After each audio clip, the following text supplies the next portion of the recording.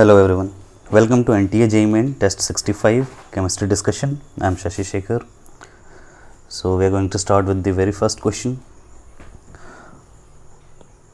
Two metal P and Q belong to the second group of periodic table. P forms insoluble oxide and soluble sulfate. So what do you know? What do we know about sulfates is that for the solubility of sulfate, generally the solubility depends on two factors, that is the lattice energy and also the hydration enthalpy. So when we are talking about sulfates, the size of sulfate is actually so large that lattice energy does not count that much, and in that case we see the solubility or we say that the solubility depends basically on hydration. So in that case for sulfates, hydration guides the solubility, and Be2 plus has the highest hydration because of highest charge density than Mg2 plus than Ca2 plus. So Be2 plus will have highest hydration and highest solubility. So in first case B can be the answer. So also it is saying that P forms insoluble oxide. So when we are saying about oxide, oxides have generally smaller size than sulfate, and in that case lattice energy actually becomes the important factor. So also you know that down the group non-metallic metallic behavior increases, and therefore basic nature increases, basic nature of oxides increases, and they are more soluble. So down the group Ba, like BaO will be more soluble than CaO, than MgO, and then BeO. Also you can say this thing by lattice energy also. So these both conclusions say that the answer is option A. Then also hydroxides of metal P is soluble in NaOH. So P we are considering B, and we know that B hydroxide BeOH whole twice in OH minus, this will form BeOH whole 4 minus, which is soluble in hydroxide. But while that of metal Q is insoluble in NaOH. तो Ba, if we dissolve BaOH whole twice and already OH minus is present, Ba2 plus aqueous and already OH minus is present, so by common ion effect this will push the reaction towards left and BOH whole twice will become less soluble or insoluble. Match the column 1 with column 2 and mark appropriate choice. Liquid to vapor is the boiling point. When it is the equilibrium, it is the boiling point. So P matches with 2. There is only one option where P matches with 2. So we move on with this. Like in Q, solid to liquid will be the melting point. So it is the melting point. It is also correct. So you can see it by just seeing the options only. Moving on to the next question. The molecular formula of commercial resin used for exchanging ions in water softening is this. Molecular weight they have given 206. What would be the maximum uptake of Ca2 plus ion by the resin when expressed in mole per gram? So we have been asked to express it in mole per gram. First of all, the ion is Ca2 plus. So Ca2 plus ion, because of it has 2 plus charge, it can accommodate 2 negative charges like this. SO3 minus, one association with SO3 minus means this C8 H7 SO3 minus, and also with C8 H7 SO3 minus, and the forces. So each Ca2 plus can actually combine with 2 ions. So we can say that 1 mole Ca2 plus combines with 2 mole of resin, and 2 mole resin has a mass of 206 into 2, and this is equal to 412 gram, and therefore for 1 gram resin we need 1 by 412 mole of Ca2 plus. So 1 by 412 mole per gram resin is the answer, 1 by 412. Match the compound given in column 1 with oxidation state of carbon given in column 2. So we have to find the oxidation state. So let's start with P, C6H12O6. So glucose C6H12O6, for oxygen it is -2, so it becomes -12. For hydrogen it is +1, so it becomes +12. Overall it is 0. So carbon must be 0 in order to maintain the neutrality. So carbon it is 0. So for P the correct match is 4. So P is 4. Only one option is correct. So most likely this should be the answer. So we can check it by Q also. Let's say CHCl3. Cl has -1, so this becomes -3. Hydrogen has +1. In order to maintain the electrical neutrality, this must be carbon must have +2, so that overall it becomes 0. So in CHCl3, oxidation state of carbon is +2, Q has 3. So this way you can match this option. Two plots are shown between concentration and time. Which of the given orders are shown by the graph respectively? So we have to find for the graph. It is A minus x they have written. So they want the concentration of A at time t, and they have given the time plot versus time. So let's check, like for zero order it is A concentration of A at time t is equal to initial concentration minus kT. You actually remember these concentration versus time equations. So from here we can say that slope is minus k. So this is the zero order reaction, and for this it is 1 upon A. So we know that for second order reaction 1 upon AT is equal to 1 upon A naught and plus KT. So it is second order reaction. If it were like for log AT is equal to log A naught minus KT. So if it were like this, log AT minus log AT versus time graph. So if log AT versus time graph were linear, then it would have been the first order reaction. Consider the following molecules. Choose the correct answer regarding OO bond from the following. So oxygen bond we have to find. O2, in O2 bond order is the correct bond order. So we have to find the bond order. O2, the bond order in O2 is 2. We know that either by Lewis structures or by either by VBT or by MOT also. So in molecular orbital theory, because these questions we need to answer it by only by MOT, because this is O2 minus, and what about this? We have to take it as O2 plus in order to make AS as +5. AS is a nitrogen family member, so it cannot exceed +5 oxidation state. So in order to keep that, we need to make it O2 plus 1.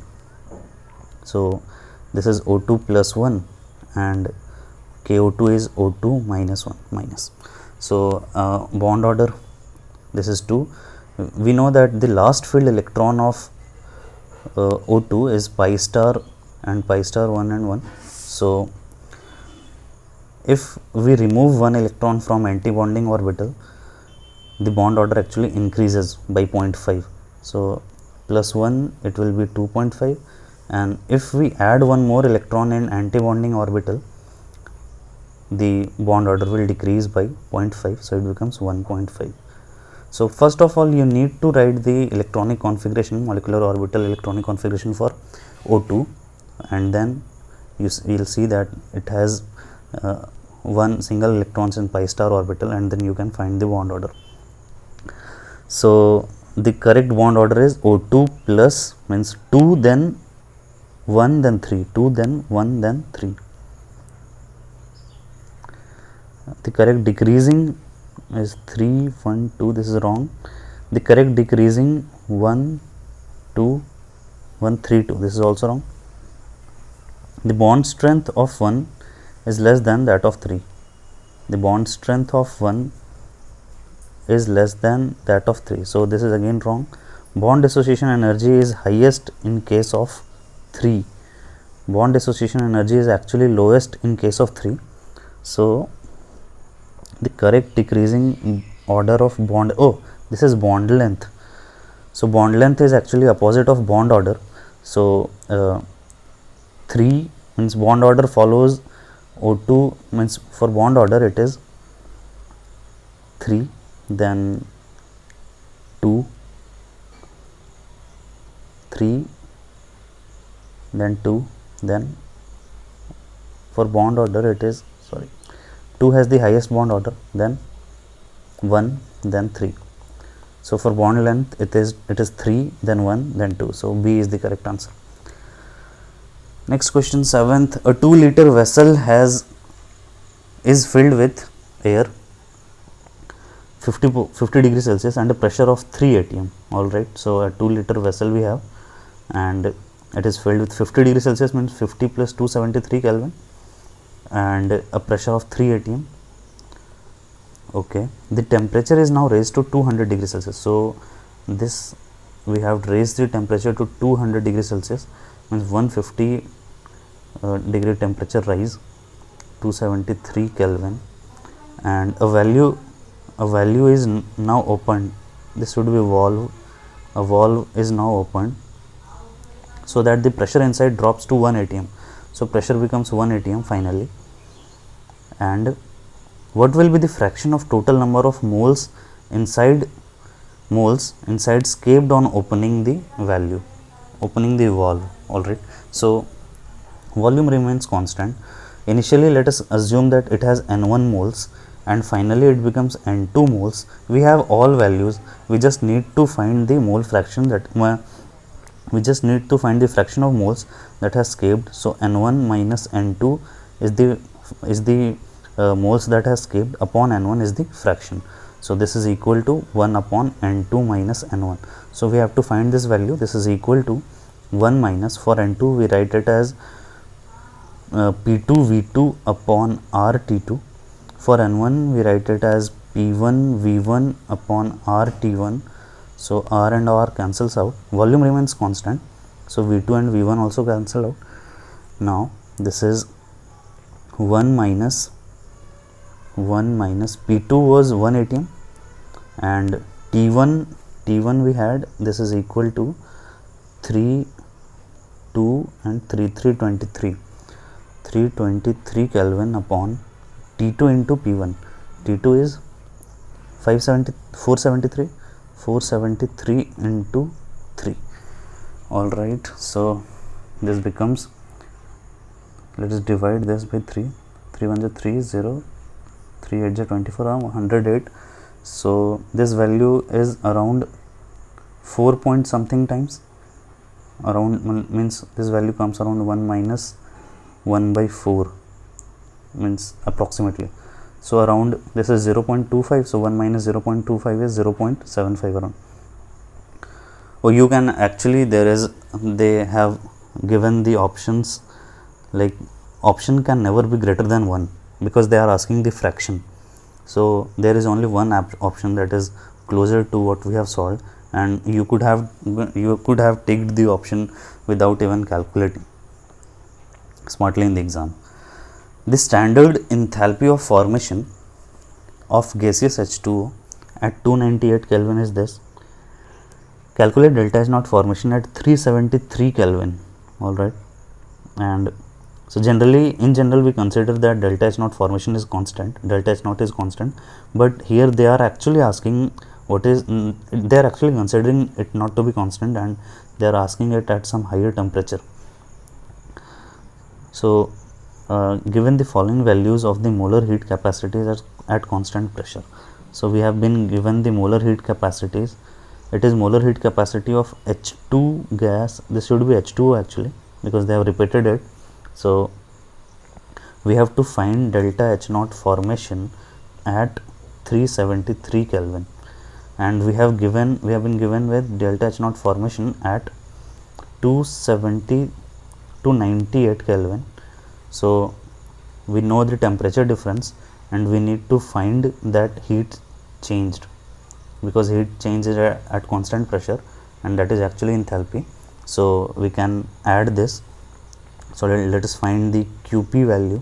So for QP, or for QP, we need to calculate all heat changes involved. First of all, let's write the reaction for H2O formation.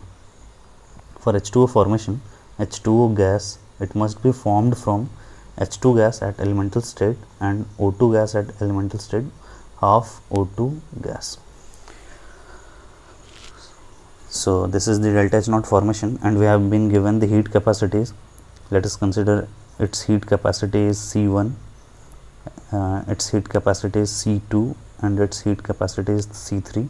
So after applying temperature, so QP becomes C1 times delta T minus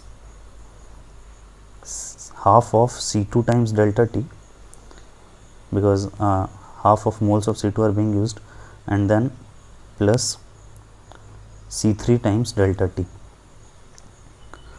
This is equal to, take out delta T as constant, C1 minus C2 by 2 plus C3. So let us solve this. We know the value of C1. Delta T is 373 minus 298.75. All right, C1 is 33.58. C2 by 2. So C2 we have taken it for O2. So this by 2, it becomes 14.68 around 14.68 plus C3 is 28.84. This is equal to 75, and let us solve this. It is 14.68 and 28.84, so it becomes 12, 15, 43.52. So for subtracting 33.52 around 58, so let us remove this thing. It becomes around 10, minus 10. So this is around minus 750, and it is joule per Kelvin, so it becomes minus 750 joule. So this is equal to minus 0.75 kilojoule, right? Minus 0.75 kilojoule. So we have calculated the QP. Now just let us put in the given equation that we have made. Delta H naught formation at 298 Kelvin was minus 241. So this is minus 241.82 and minus 0.75. So it is around minus 242.6. So A is the correct answer. This was really good question. So if you have solved in the exam, you have done really well. Moving on to the next question, question number 9. The ionization constant of benzoic acid is 6.46 into 10 to the power minus 5, and Ksp for silver benzoic is 2.5 into 10 to the power minus 13. How many times is silver benzoate more soluble in a buffer of pH 3.19? They have given the options very close, so we need not to make any approximations here. So we are solving it. Let us assume, let benzoic acid equal to Hb. All right, we do not want to write benzoic acid every time, or we do not want to draw its structure, so we have considered it as Hb. Now how many times is silver benzoate more soluble in a buffer of pH equal to 3.19 compared to its solubility in pure water? So first of all, let us find its solubility in pure water. So in pure water, AgB will be silver benzoate solid. So this breaks as Ag plus aqueous and B minus aqueous. So this has the value equilibrium constant Ksp. So considering the solubility to be S and S, S square is equal to Ksp, and this implies solubility is equal to root Ksp. So this is for pure water. Now when at pH equal to 3.19, so at pH equal to 3.19, we still have this equation Ag, we still have Ag B solid, this breaks as Ag plus aqueous plus B minus aqueous. this is KSP, but we also have now also B minus aqueous. This interacts with H3O plus aqueous and it forms BH aqueous plus H2O. The equation is equilibrium constant is 1 upon Ka. So let us assume that Ag plus and B minus formed are X and X by this.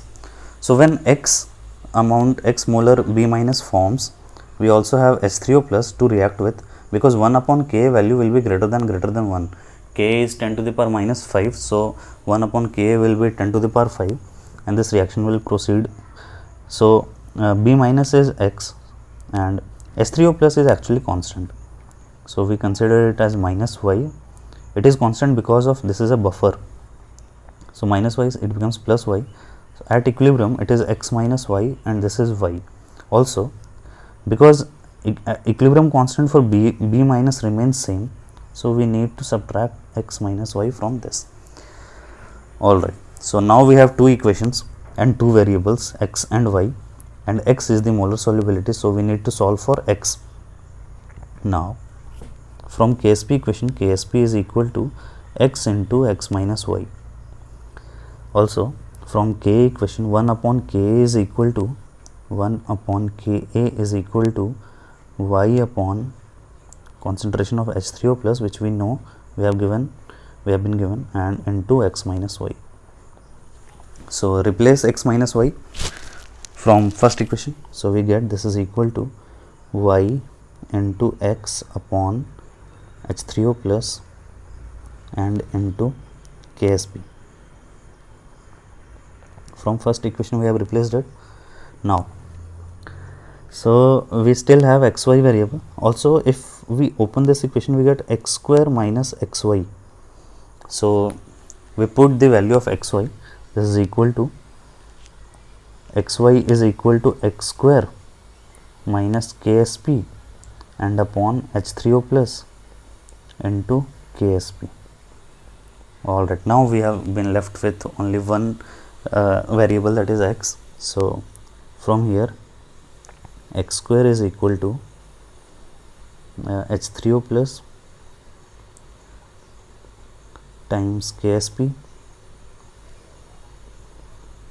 upon Ka plus KSP,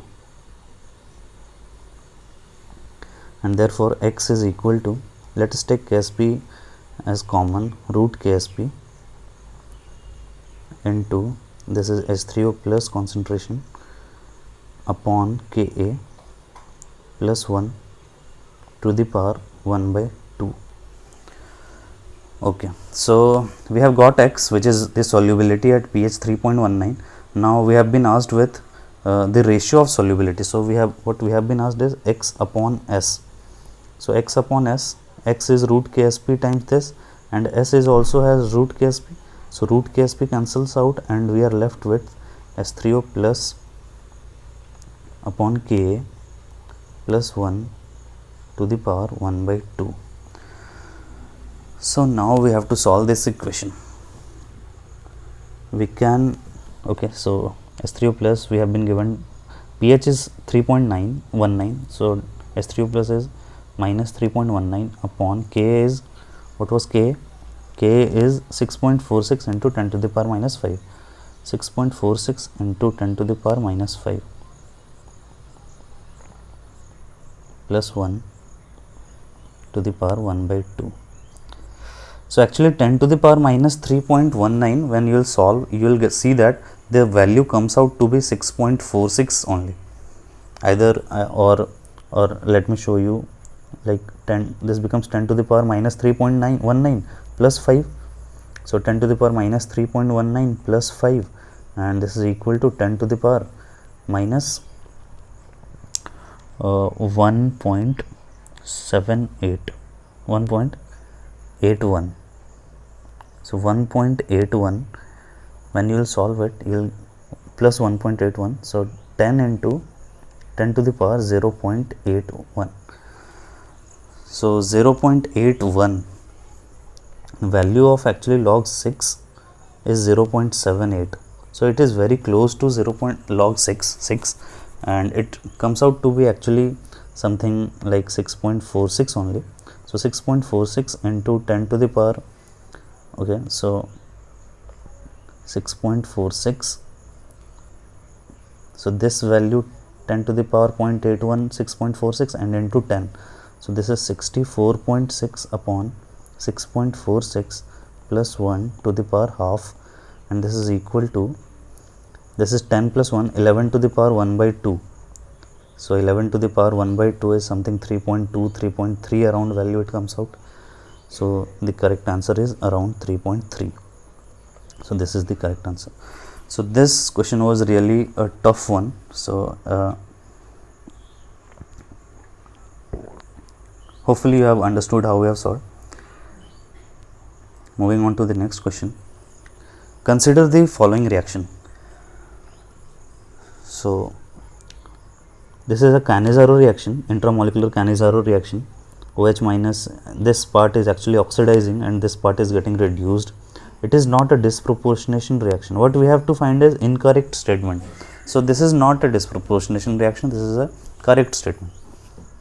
Because if this same part would have been reduced and same part would have been oxidized, like in benzaldehyde, so we would have called it a disproportionation reaction, but this is not a disproportionation reaction. It is an intramolecular redox reaction. It is also true. OH minus is reducing as well as oxidizing. So this is the false statement, because OH minus, what OH minus is doing here, let us see. OH double bond OH, when OH minus interacts with this, it forms O minus, and double bond OH, it becomes O minus, OH, and it is H. So another OH minus removes this hydrogen and it forms double bond OH, O minus and hydrogen. Now when this O minus collapses, this hydride ion, it reduces, means this whole group, it is acting as the reducing agent, because it is reducing the another part and then making it as O minus and then hydrogen, and itself it is getting oxidized to O minus. So this is reducing as well as oxidizing agent is the correct option. So it is also correct, it is also correct, and it is also correct. So only incorrect is this. Hopefully you have understand this. Moving on to the next question. Question number 12. Compound X on reduction with LiLH4 gives hydride Y containing 21.72% hydrogen along with other products. Alright, so we have hydride, some compound containing hydrogen, and hydrogen is 21.72%. So X reacts with LiLH4 and produces Y. Y contains 21.72% hydrogen. Y, the compound Y reacts with air. This reacts with air to produce boron trioxide B2O3. Compound X and Y are respectively. So Y must contain boron. In order to produce BTO3, it must contain boron, and therefore Y can be B2H6 or BCl3, but Y also contains hydrogen. So BCl3 cannot be the answer. B2H6 is the correct option. So BCl3 is reduced with LiOH4 to B2H6. You can also calculate using empirical formula, like for boron, we are left with 100 minus this 21.72. So 0.72 means 28 and 21 979, 8 to 10, 7 to 9, 10, 9 on 10, 78.28 boron and 21.72 hydrogen. So when let us consider this the mass of boron and hydrogen. So when you calculate the moles, you get 78.28 upon 11 and 21.72 upon 1. This is equal to 7.1 something, and this is 21.72. So this is around 3 times. So BH3 is the empirical formula. So B2H6 will be the answer.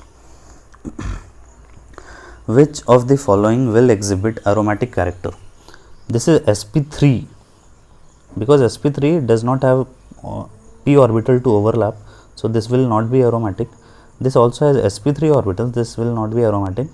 This has all sp2 and these 2 electron will participate, 6 electrons and follows the Huckel's rule. This also has 2, 4, 6, 8, 10 electrons, follows Huckel rules, and therefore 2 and 4 are aromatic. Next question, sea water is 3.5% by mass of common salt and has a density of 1.04 gram per centimeter cube at 293 Kelvin. Assuming the salt to be sodium chloride, alright, then osmotic pressure pi equal to ICRT. What will be the value of I for sodium chloride? It is 2. What we need to calculate is concentration. We know the R, we know the T, we know the I. For concentration, we have been given 3.5% by mass of common salt. Means percent by mass means percent gram of solute, 3.5 gram NaCl upon 100 gram of solution. Now, for concentration, we need to find mole upon volume. So, let us first convert it to mole. 1 mole NaCl is 58.5 gram of NaCl, and also we need to convert the gram solution to volume. For that, we have been given this information. It contains 1.04 gram solution in 1 ml of solution. So, we now know the concentration. Gram solution is cancelled, gram NaCl is cancelled. We are left with 3.5 into 1.04 upon 100 into 58.5 and mole per ml. So, let us multiply with this 1000 into 1000, so it becomes mole per liter. So, multiplying with 1000, it gets cancelled out, it becomes 35 into 104 upon 3.5 into 104 upon 58.5 molar. So, we now know everything. So, let us put it down. So, for pi equal to 2 into 3.5 into 104 upon, this is 585 into 0.08206 or 821 into temperature 293 Kelvin. So, quite a tough calculation. So, you need to solve this, multiply all the above expression, and you will see the answer turns out to be C. Difficult for the exam because the options are also very close. So, you need to be very fast in multiplying. So, multiply this and check it out for yourself. Question number 14. 0.02 mole of this compound and 0.02 mole of this complex are present in 200 ml of a solution X. Alright, the number of moles of precipitate Y and Z that are formed when the solution X is treated with excess silver nitrate. So, X we are treating with, when X is treated with excess silver nitrate, when you add AgNO3, AgCl will precipitate. So, because AgNO3 is Xl and it contains 2 mole of Cl and 0.02 mole as a whole, so 0.04 mole Cl, so 0.04 mole AgCl will precipitate out. Now, when excess silver nitrate, excess barium chloride, when you add excess barium chloride is BaCl2, so when it is added, BaSO4 will precipitate out.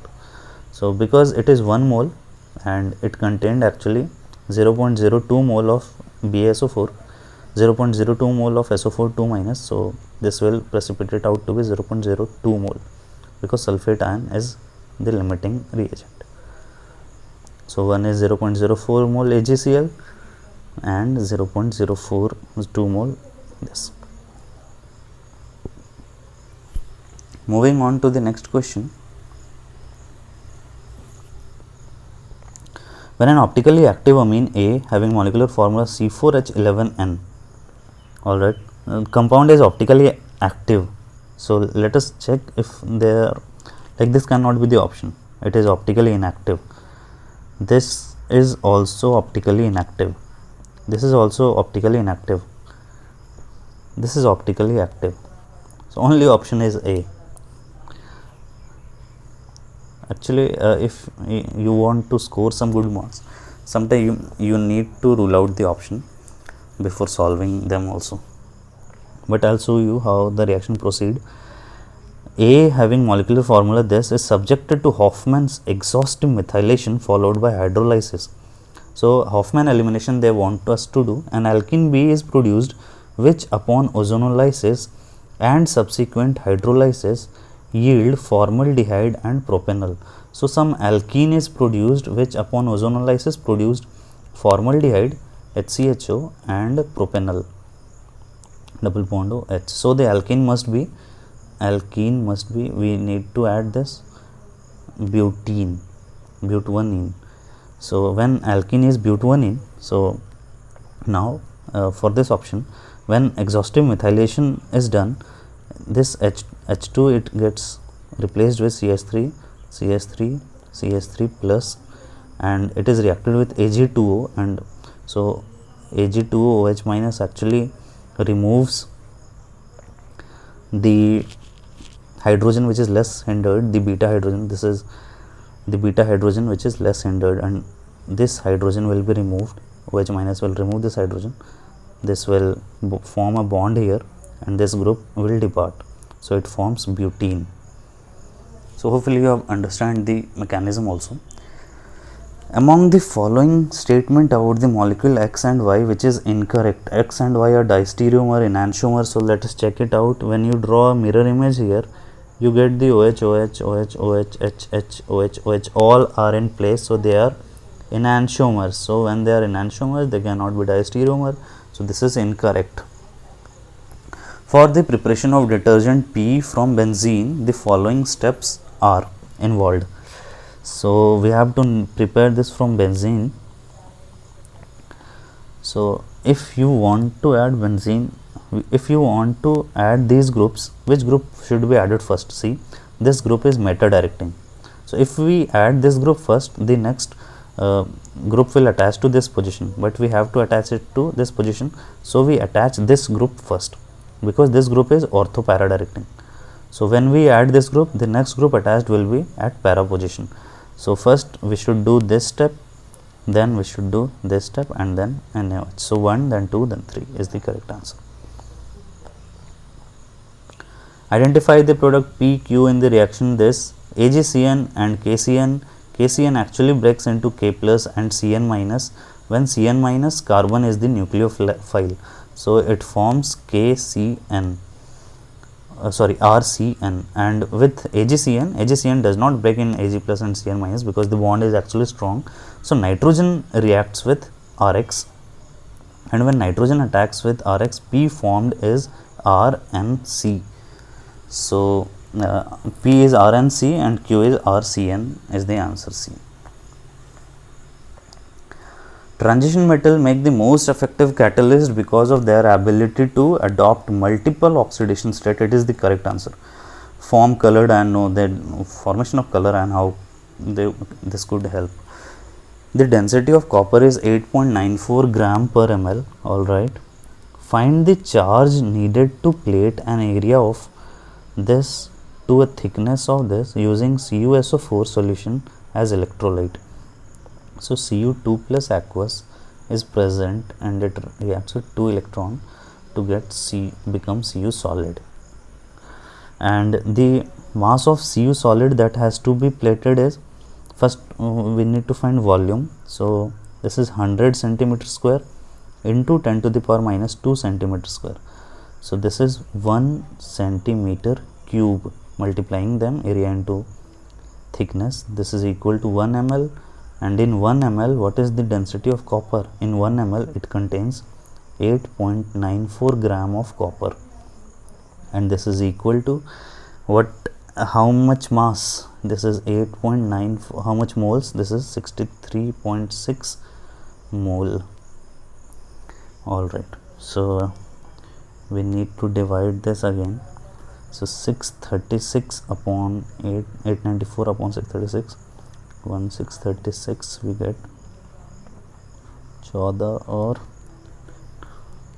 538.04 ja. So it is around 1.4. So it is around 0.14 mole. So copper plated is 0.14 mole. So electron passed must be double of it. So electron passed is 0.28 mole, and we need to find the charge. So 1 mole electron is actually 96500 coulomb. So mole cancels out, and multiplying this, actually let us convert it to 1000 only, means 5 zeros. So it becomes 2.8 into 10 to the power 40 carbon, 10 to the power 4. So around 2.7 into 10 to the power 4 is the correct answer. How many of these acids are here? Again, this is actually monobasic. How many of these monobasic acids are here? Already anything. So H3PO2, you need to learn how to make the structure of H3PO2. For making the structure of H3PO2, you must start with P double bond O. One P double bond will always be present, then OH. So we have now finished oxygen.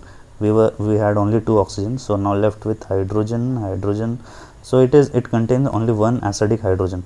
So this is a monobasic. Then H3PO3. For H3PO3, you need to make OH, and then hydrogen. So it is dibasic. So this cannot be the answer. H2CO3 cannot be the answer. H2SO4 is dibasic. S2O4 is dibasic. H2CrO4 dibasic. H3BO3, when H3BO3 is reacted with H3BO3 reacts with water H2O, it forms HbOH whole 4 minus and H3O plus. So this is monobasic. HNO2 is monobasic. So answer is 3. If in 4f the number of radial node, angular node are xy, find the sum of nodes. So n equal to 4, L equal to 3. So radial node is n minus L minus 1. This is equal to 4 minus 3 minus 1, 0. And angular node, planar node, angular node is L, this is equal to 3. So 0 plus 3 is 3. Polyethylene is obtained from calcium carbide. Alright, we have given 3 equations. Therefore, the amount of polyethylene obtained for 64 gram CaC2. Molar mass of CaC2 40 plus 24, 64, and therefore 64 kg upon 64 gram per mole. So this is 1000 mole. All right. So we have started with 1000 mole. For 1000 mole, C2H2 formed as 1000 mole because of coefficient. So this is 1000 mole. So C2H4 formed as 1000 mole. This is again 1000 mole. So from C2H4, all it gets converted to polyethylene. So mass of 1000 mole C2H4 is 1000 into 12 into 224 plus 4, 28 gram per mole. This is equal to 28000, 28,000. Oh, in kg. So 28. All right. How many more stable carbocation are possible after rearrangement? So rearrangement, one you can rearrange it to 3 degree here. So it becomes like this. Then you can also make it to here, because it is also 3 degree and it is more stable than that, but they have not actually mentioned how many times you need to rearrange it. So in general we rearrange it for one time only, but this is not a compulsory condition. The question is actually not so good. So positive charge is here. You can actually expand the ring also. So when you expand the ring, see that this carbon is actually losing, and one carbon is here, and it becomes like this. So positive charge is here. So this is again stable, because this you cannot say how many more stable carbocations are possible. They have actually not mentioned it, like stable than what, because all carbocations are you cannot actually compare here. Like this is also a 2 degree carbocation, this is also a 2 degree carbocation. Which one is more stable, we cannot say. But anyway, question has some problem. And then this positive charge actually goes on to this to make a positive charge here. So we are left with 1, 2 and 3 positive charges. I mean 3 carbocations that are actually stable than, means stable in like this 2 degree carbocation. So answer should be 3. So question actually is not that good. How many of these compounds can reduce Tollens reagent here? So Tollens reagent is generally reduced by aldehydes. So HCHO is formaldehyde, it will reduce, this will also reduce it. And then this is a ketone, this will not reduce it, this is again a ketone. And considering this group, this is methyl alcohol. So when it tautomerizes, this can tautomerize to OH and double bond O, this thing. So if it tautomerizes to this,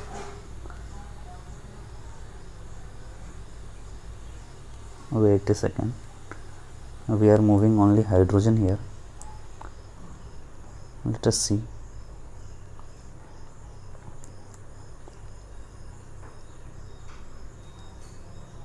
This contains a hydrogen here, so we are moving this hydrogen here and the double bond in a position at this position, so it becomes CH3, C OH double bond C HOH. So this then tautomerizes to CH3 COH and then C double bond OH. All right, so then now this has become an aldehyde, and then this can actually reduce Tollens reagent. So this will also be the answer. Glucose reduces Tollens test, you should know that. And this is an alcohol, this will not reduce. So option is, this is 1, this is 2, this is 3 and this is 4. So all 4 of them will reduce Tollens test, will give Tollens test. So the paper was actually quite lengthy and some questions were difficult also. So we expect you that you would have achieved more than 70, 75 to 80 will be considered a good marks here. Hopefully you have understand this. We will be meeting in the next lecture, next discussion. Thank you.